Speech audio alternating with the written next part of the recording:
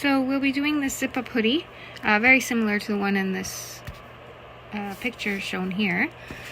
The first step, though, you need to pre-treat your fabric. If you don't pre-wash your sweatshirt fleece and the jersey, it will shrink. And if you go and put a zipper in something before pre-washing it and then it shrinks when you wash it, you get this effect. So, because the zipper doesn't shrink, the fabric shrinks and then it's all wavy. So make sure you pre-wash your sweatshirt fleece.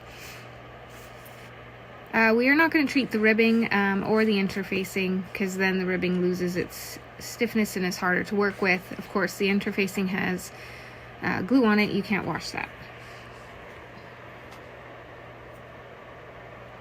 Then we're going to get all our tools together. They came in a little, all your supplies came in a little baggie here. You'll also have some needles if you're doing it on your domestic machine, your fusible tape. So all the supplies you need will be in here, along with the grommet post and the grommets for the hood. Here's all my pattern pieces all traced out and ready to go.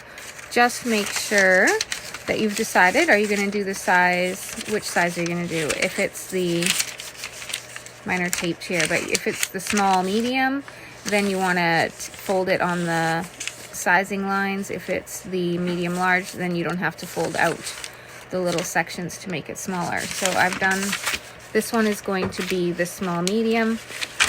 The one in the PowerPoints is the medium large. So in your pictures in here, these pieces were all for the medium large. So the small medium, you can see I've taped out the sections for the small medium. And then if I wanted to in the future, I could just pop these open if I wanted to make the bigger size. Here is my pile of all my cut pieces ready to go. The first one we need for the preparation is you're going to need the sweatshirt fleece front pieces and the back piece. We will mark all the notches. So you can see on mine, you'll see these little dots. I just marked them with pen with the little dots, with a Sharpie right on the edge. When you clip, you could clip the notches, but if you do, you only want to clip in 3 millimeters, but sometimes you risk clipping a little too deep. So if you just put a little dot on the edge, that works too. You can pick either method. We have some fusible tape that we're going to reinforce the center front with. We're going to place the tape 0.5 centimeters from the edge. So I'm just ironing this on. It's woven, and it does, so that means it won't stretch vertically or horizontally, so that will help us a lot when we go to put the zipper in. And then you can trim it at the end here and fuse the wrong side. So the wrong side is the fuzzy side, so we'll fuse the wrong side of our other front. So here we have the pieces fused into place. We won't mark the pocket placement. You can if you want to, but the pocket's going to line up straight with this edge and this edge, so we don't have to worry about the dots. It'll be fairly easy to line up. And the dots on the small medium aren't quite in the right spots for the pattern. Then we have the back piece, so you just cut it out of fleece, mark the notches. You'll have the 2 sleeves, cut them out, mark the notches. Then when we get to the facing pieces, you're going to want to cut 2 of the interfacing. So I have those here. So here's my interfacing piece.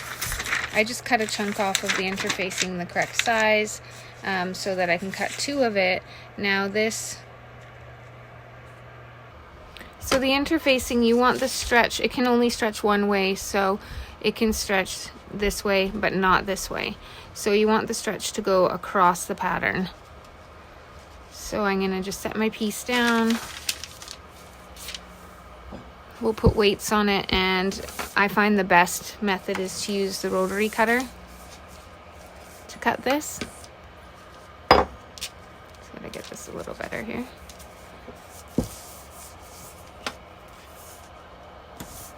You could use it's hard to mark the interfacing, so you can't really trace around it as easily. It's just better to use the rotary cutter and the mat. So I'll just cut this out. So I've placed the interfacing onto my fleece. So onto the fuzzy side, glue side to the fuzzy side. And when you press this, you're not going to be able to slide the iron. You have to just set it down, lift it up. Set it down, lift it up.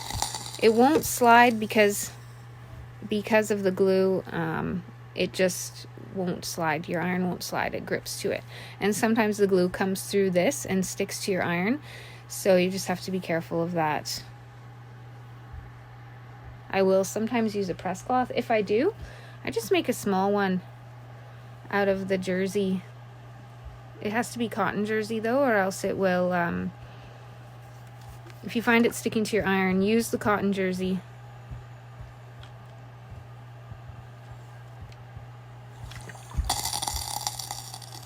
And it works fairly well. You will cut out your cuff pieces.